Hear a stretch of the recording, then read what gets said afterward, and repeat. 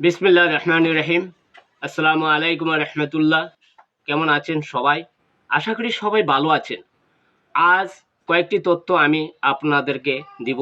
আপনারা অবগত আছেন যে বাংলাদেশ নৌবাহিনীতে সার্কুলার 2024 বেশ কিছুদিন আগেই প্রকাশিত হয়েছে, যেখানে বাংলাদেশের সকল জেলার লোক আবেদন করতে পারবেন।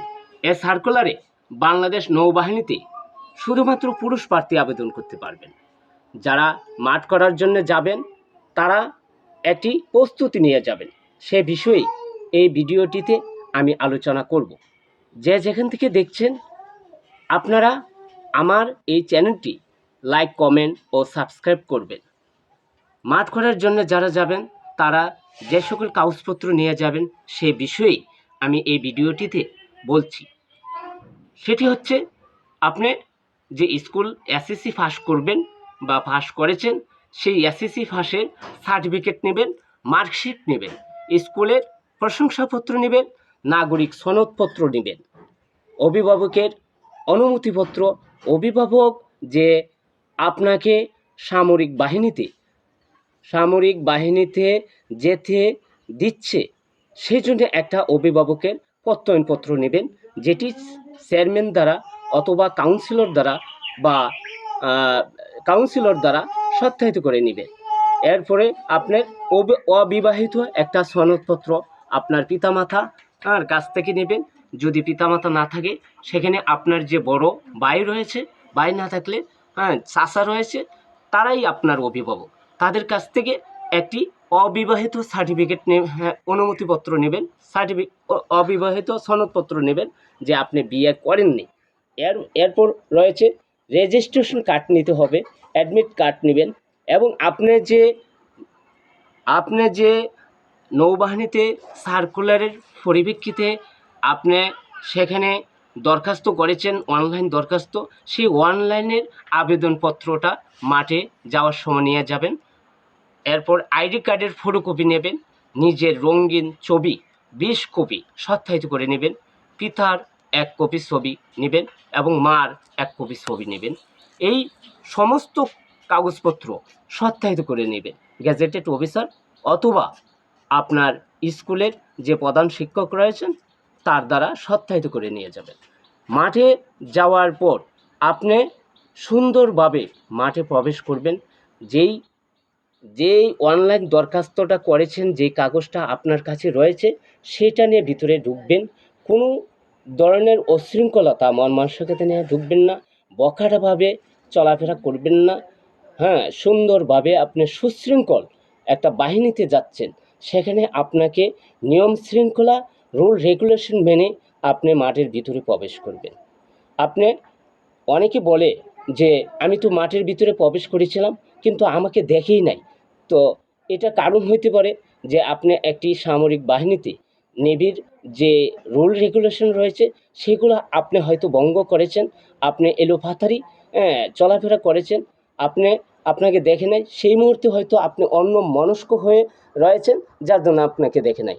আপনার চুল অনেক সময় দেখা গেছে আপনার বখাটের মতো চুল রয়েছে, যেই চুলগুলা আসলে এরকম বড় সড়ো থাকলে পরে তারা আঁচ করতে পারে যে ছেলেটার ভঙ্গি চালচলন হয়তো ভালো হবে না, সেই জন্যই হয়তো আপনাকে অনেক সময় নিতে চায় নাই, অথবা অন্য মনস্ক থাকেন, অথবা আপনি এমন আঙ্গিকে দাঁড়িয়েছেন যেটা তাদের চোখে রেখেছে, যার জন্য আপনাকে নেয় নেই।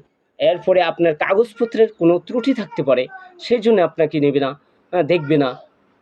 এরপরে আপনার আরও আনুষঙ্গিক অনেক কিছু রয়েছে, সেগুলোর কারণে আপনাকে নেবে না।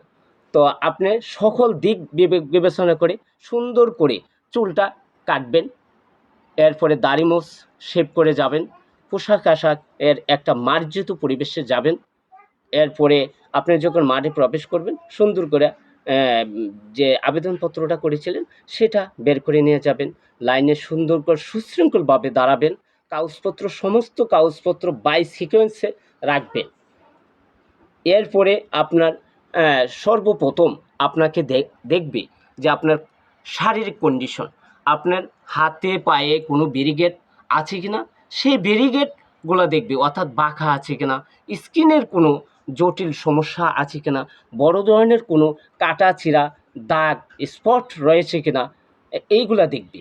এরপরে আপনার কাগজপত্র দেখবে, কাগজপত্রগুলো কোনো ত্রুটি বিচ্যুতি রয়েছে কিনা সেগুলা দেখবে। কাগজপত্রের মধ্যে এরপরে বয়সের যে একটা নির্দিষ্ট সময়সীমা করে দিয়েছে, সেই বয়সটা আপনার একদিনের যদি বেশি হয় তো আপনাকে নেবে না। এর মধ্যে যদি আপনি এফিডেভিট করে নিয়ে যান যে বয়সের ত্রুটি রয়েছে, আপনি এটা সংশোধন করেছেন, হবে না। হ্যাঁ, কোনো এফিডেভিট চলবে না। এরপরে আপনার এই যে প্রাথমিক আপনাকে চেকিং, সেই চেকিংটা যদি আপনি সুন্দরভাবে অতিক্রম করতে পারেন, তারপরে আপনাকে বুকের মধ্যে একটা ছিল মারবে। তো মারার পরে আপনার তারপরের স্টেপ রয়েছে, যেটা আপনাকে রিটেন পরীক্ষা দিতে হবে। 50 মার্কের রিটেন পরীক্ষা দিতে হবে। সেই রিটেন পরীক্ষায় আপনি উত্তীর্ণ হতে হবে। রিটেন পরীক্ষায় যদি আপনি উত্তীর্ণ হন, তারপরে আপনার ভাইভা হবে। ভাইভা ভাইভা হওয়ার আগে আপনার মেডিকেল হবে। মেডিকেলে যেগুলো আপনার দেখা হবে, সেগুলো শারীরিক কন্ডিশন দেখা হবে। ভিতরে যাবেন, চোখের 6/6 পরীক্ষা করা হবে, এবং যেগুলো আরও কিছু আছে, ইন্টারনাল কিছু আছে, সেগুলো আপনার চেকিং করা হবে। সেগুলোতে যদি আপনি উত্তীর্ণ হন, আপনি যদি কোনো ধরনের ত্রুটি বিচ্যুতি আপনার দৃশ্যমান না হয়, তো আপনি ভাইভাতে ইয়াতে কি বলে ওটা, মেডিকেলে টিকলেন। মেডিকেলে টিকার পরে আপনার ভাইভা হবে। ভাইভাতে টিকার পরে তারপরে আপনাকে দেওয়া হবে, নিয়োগ একটা পত্র দেওয়া হবে। তারপরে আপনার পুলিশ ভেরিফিকেশন হবে কিছুদিন পরে। এই পুলিশ ভেরিফিকেশনে যদি আপনার বিরুদ্ধে না যায়, এগেনস্টে কোনো ইনফরমেশন না যায়, তো আপনার চাকরি হবে। তো আপনি অ্যাপয়েন্টমেন্ট কার্ড পাবেন। সেই অ্যাপয়েন্টমেন্ট কার্ড নিয়ে এবং আপডেট কাগজপত্র নিয়ে আপনি মাঠে, বুট ক্যাম্প ট্রেনিং, অর্থাৎ যেখানে আপনাকে নিয়োগ দেওয়া হবে, জয়েন করার জন্য বলা হবে, সেখানে আপনি যাবেন। তো আমি এই যে কথাগুলো বললাম, সেগুলোর পিছনে তো আপনি যে নেভিতে সার্কুলারের এগেনস্টে আপনি দরখাস্ত করবেন, অথবা আপনি মাঠে যাবেন। তো মাঠে যাইতে হইলে আপনাকে তো ইয়াতে টিকতে হবে, আপনার রিটেনে টিকতে হবে, ভাইভাতে টিকতে হবে। সেই জন্য আপনাকে অধ্যবসায় করতে হবে, অর্থাৎ শ্রম দিতে হবে, আপনার লেখাপড়া করতে হবে।